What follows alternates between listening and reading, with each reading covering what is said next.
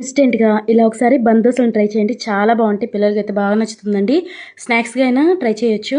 ముందుగా ఒక గిన్నెలోకి ఒక కప్పు బొంబాయి రవ్వను వేసుకోండి. అదే కప్పుతో అరకప్పు దాకా పెరుగు, పావు కప్పు దాకా నీళ్ళని వేసుకొని మొత్తం ఒకసారి మిక్స్ చేసేసుకొని మూత పెట్టి 10 నిమిషాల పాటు పక్కన పెట్టేయండి. 10 నిమిషాల తర్వాత ఈ పిండి అనేది కొంచెం గట్టి పడుతుంది కదా! మిక్సీ జార్‌లోకి వేసుకొని కొంచెం నీళ్లు పోసుకొని ఎంత వీలైతే అంత మెత్తగా గ్రైండ్ చేసేసుకోండి. అందులోనే ఉప్పు కూడా వేసుకోవాలండి. ఇలా మిక్సీ పట్టిన తర్వాత ఒక గిన్నెలోకి వేసేసుకోండి. కన్సిస్టెన్సీ అనేది ఇలా ఉండాలండి. స్టవ్ మీద మరో గిన్నె పెట్టి 1 టేబుల్ స్పూన్ దాకా ఆయిల్, 1 టేబుల్ స్పూన్ దాకా పోపు దినుసుని, పచ్చిమిరపకాయ, ఉల్లిపాయలను కూడా వేసుకొని అందులోనే కరివేపాకును వేసుకొని కొంచెం సాఫ్ట్ గా అయ్యేదాకా ఫ్రై చేసుకున్న తర్వాత ఆ పిండిలోకి వేసేసుకోండి. అందులోనే కట్ చేసుకున్నటువంటి కొత్తిమీరను కూడా వేసుకొని మొత్తం ఒకసారి బాగా మిక్స్ చేసేసుకోండి. పావు టేబుల్ స్పూన్ దాకా వంట సోడాను కూడా వేసుకొని ఇలా నిదానంగా మిక్స్ చేసేసుకోవాలి. పిండి బ్యాటర్ అనేది ఇలా ఉండాలి. స్టవ్ మీద తాలింపు గిరెట్ ఉంటుంది కదా, అందులో 1 టేబుల్ స్పూన్ దాకా ఆయిల్ వేసుకొని ఇలా పిండిని వేసుకుని మూత పెట్టి 1 నిమిషం పాటు లో ఫ్లేమ్ లోనే కుక్ చేసేసుకోండి. ఇలా రెండు వైపులా కుక్ చేసుకున్న తర్వాత సర్వ్ చేసేసుకోవటమే. అంతేనండి, ఎంతో టేస్టీగా ఉండే బందోస రెడీ. మీరు తప్పకుండా ట్రై చేసి మీకు ఎలా కుదిరిందో నాకు కామెంట్ సెక్షన్ లో కామెంట్ చేయండి.